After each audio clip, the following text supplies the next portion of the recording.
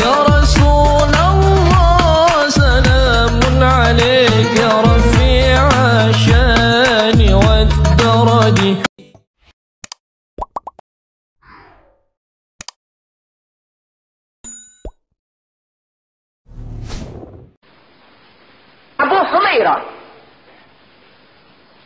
Abu Humairah ini hidup di dalam negeri, berbuat baik di dalam segala kebaikan. Sampai habis kebaikan di dalam negeri itu, dia punya perbuatan. Dia pun pergi ke hutan. Barangkali masih ada lagi untuk aku bisa berbuat baik kepada makhluk yang ada di hutan.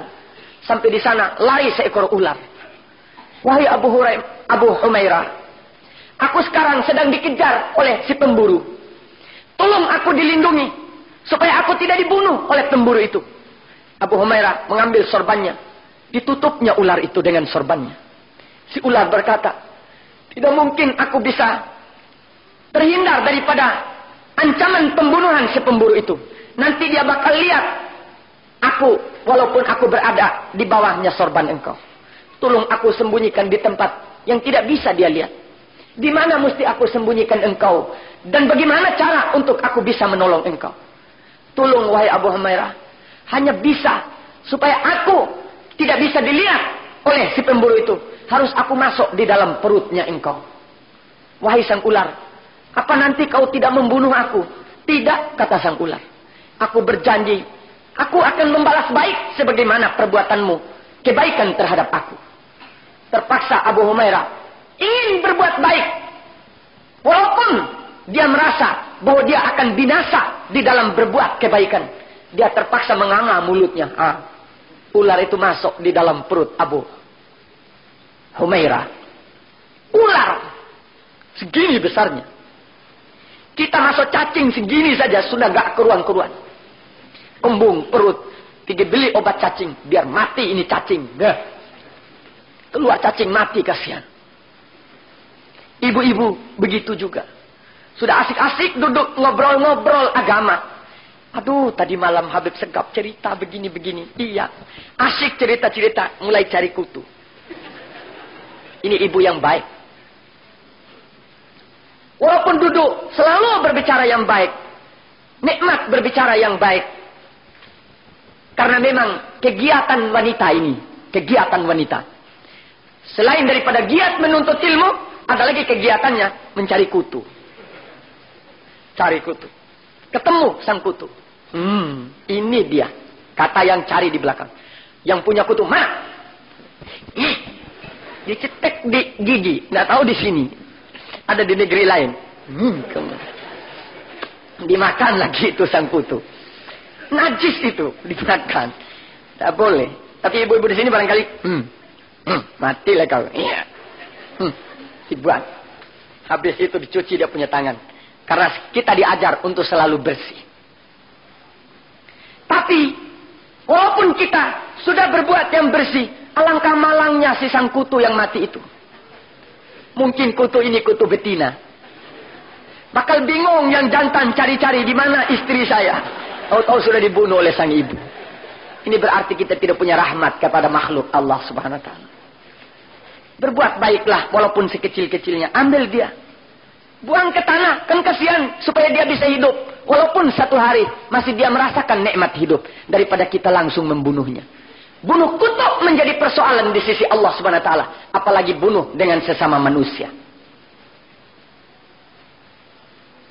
Man qatala nafsan fakannama qatalan nasa jami'a. Membunuh seorang manusia seperti bunuh manusia sedunia. Ancaman hukumnya dari Allah Subhanahu wa taala. Bunuh kutu satu sama dengan bunuh kutu sedunia hukumnya. Karena itu adalah roh yang sudah diberikan oleh Allah Subhanahu wa taala. Makanya Nabi bersabda, "La tahtagiranna syai'am minal ma'ruf." Jangan kau menganggap enteng perbuatan yang baik walaupun sekecil-kecilnya, dan jangan kau menganggap enteng perbuatan yang kecil, walaupun perbuatan buruk yang kecil, walaupun sekecil-kecilnya. Anggaplah itu satu perbuatan yang sangat besar yang harus kita hindarkan. Sudah masuk ini, sudah bercacing di dalam perut. Pergi beli itu obat cacing. Biar dia mati. Mati itu cacing. Berdosa kita punya perbuatan.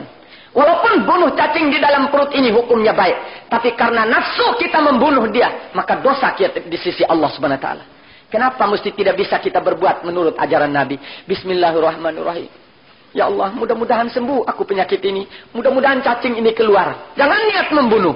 Kan kalau dia keluar, sudah bebas kita daripada penyakit. Dan sudah bebas juga dia bisa hidup melanjutkan umurnya. Daripada kita berniat, biar kau mati, biar kau dan sebagainya. Tidak diperkenankan oleh agama. Begitulah ajaran Rasulullah. Sekecil-kecilnya perbuatan membawa kita untuk berbuat baik kepada Allah dan kepada sesama manusia dan kepada sesama makhluk. Abu Humairah memasukkan ular di dalam perutnya karena kepingin berbuat baik dan menolong kepada makhluk Allah. Sudah masuk ini ular. Tutup mulutmu Abu Humairah, kata ular. Tutup lagi mulutnya. Sehingga salamnya orang tadi yang lewat, Assalamualaikum. Karena jawab salam hukumnya wajib. Walaupun mulutnya penuh, kepalanya ular, harus dia jawab, Waalaikumsalam. Kecuali sedang makan, jangan kasih salam, kata Nabi. La salama alat ta'am. Jangan kasih makan, sedang orang makan. Langsung duduk ikut makan.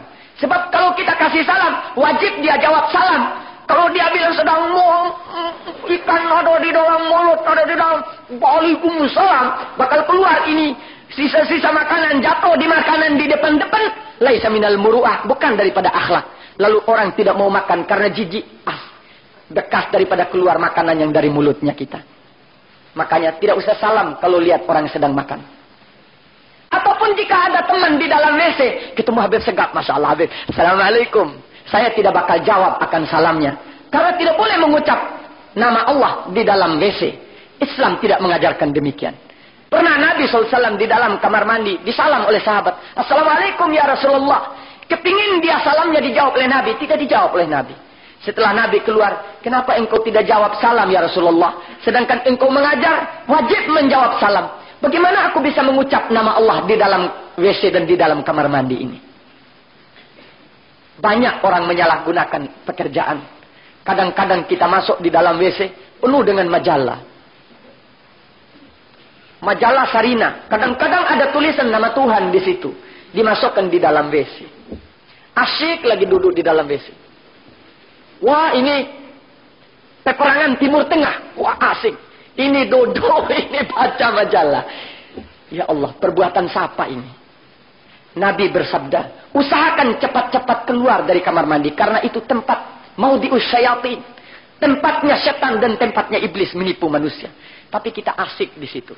Ada lagi yang lebih luar biasa. Jangan makan di dalam WC, tapi tempat buang makanan, kata Rasulullah. Tapi ada orang asik makan di dalam WC. Ma'hadil asriyah